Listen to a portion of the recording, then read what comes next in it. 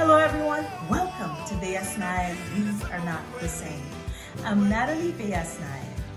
I would like to start off with sending my condolences to the family of DMX. DMX, rest in peace, King. You've left us with a legend of music. Your talent lives on. I would also like to thank you for shining the light on a disease that so far has sometimes not been noticed by so many. Addiction is a disease, and we would like to send a message of hope and peace to a lot of the families who've lost members to this monster. With that said, we would also like to shine the light and present our condolences to the island of England, not London. London is the city. Prince Philip's passing. He's lived a good life, if I might say so. But with his passing, I believe that a new light, a new crown has been opened for the rest of that country. Another one on this rock, proving that we are not the same. We have musician Mad Ice, Ahmed Kakoi from Uganda. We are honored to have you in a beautiful conversation. Beasnael, we are not the same. My name is Nathalie Beasnael. I am here with someone that's so amazing, very talented, Ahmed Kakoye, but better known by his stage name as Mad Ice. Mad Ice, welcome. Thank you, Nathalie. So tell us a little bit more about who you are. I would expect, that the amazing Mad Ice has something with a singing note for us, but tell us who you are. I'm a singer-songwriter, music producer, and I don't know, I do other things. I'm also into filming and directing and... Wait, what did you say? Filming and directing? Events and all that. Yeah, but my main thing is music mostly. Oh, yes. We know that's your God-given talent. You know what? Let's cut through the chase. What inspired that? I can't speak, y'all. I'm so excited. Beasnael, we are not the same. I'm so excited. I can barely speak. I've got my eyes. So, what first got you into music? I think it's a family thing. I grew up listening to music. My dad used to drive like musicians. We used to have musicians at our home all the time because he used to have a van.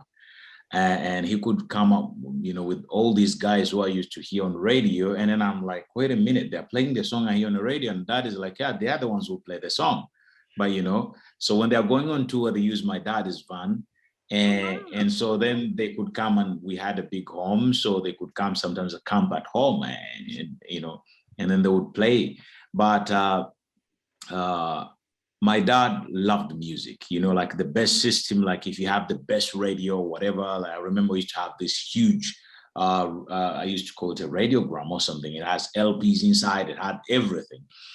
And the music, like he could set the music to be like sounding so beautiful all the time and selects the best kind of like sound systems, he could afford, at home, because he tells you a home is not a home without a good sound system. Was it a Sony? Because, everyone seems to have grown up with Sony. Shout out to Sony Music. We used to have these pioneers, I think, and National, whatever, everything which was kind of like the high end, whatever sound systems, then he would bring it. But I remember we had just this huge piece that I could even hide inside, when you open it from behind, So it was, right now it's an antique piece. I just don't know where it is, but I would love to have it, But anyway, then days came up of the cassettes and then the CDs, but I grew up listening to country music, the likes of Dolly Parton, Kenny Rogers, Don Williams. And then we had South African music playing, And as time went by, I think I was like around 10, I started listening to Shabba Ranks, So wait, shout out to Shabarangs. When kids were listening, I think to MC Hammer, I didn't know anything MC Hammer. I just loved Shabarangs, you know, and the other guys were more like I went to the Caribbean side. I started loving those sounds, and basically, I think it can be even heard in my in the first releases. It's more like influenced with the Caribbean vibes, you know, raga kind of. So for me, that's how basically it all came, or it all started. It's a family thing. My dad plays guitar. I usually I'm amazed because I cannot tune my guitar with just my ear, and he can do that. Wow. You know? So I'm always like, okay, so he's better than me at that, at least, you know. Yeah. You know, that's amazing. You just touched on so many things. You actually just gave me chills by mentioning country music. Another thing that you said that was so interesting was that your dad had a connection with a lot of the musicians that would come to town. So it was more of just a global thing, a day-to-day, just a way of life, it sounded like. In a way it was, you know, at least when I was still young. I could see those musicians who are like the local musicians, you know, that would be in our home. Right. You know? So it was a good thing. Right. And then after that, I didn't see them anymore. I think when he sold his van and he had this huge lorry at home, then I was like, okay, we are not seeing musicians anymore. For American listeners, can you describe what a lorry is? Well, it's a huge truck. Like you see those, what do you call them? Those I can see you have like the van. We call them a van over here. Well, you have a van, which is just like a minibus. Yeah, it's a minibus. That's what it is. Yes. Yes. So but a truck, like a huge lorry, it's a truck, you know, like those which are carrying goods. And then we used to own two of them. So those then I didn't see music. What kind of profession did he?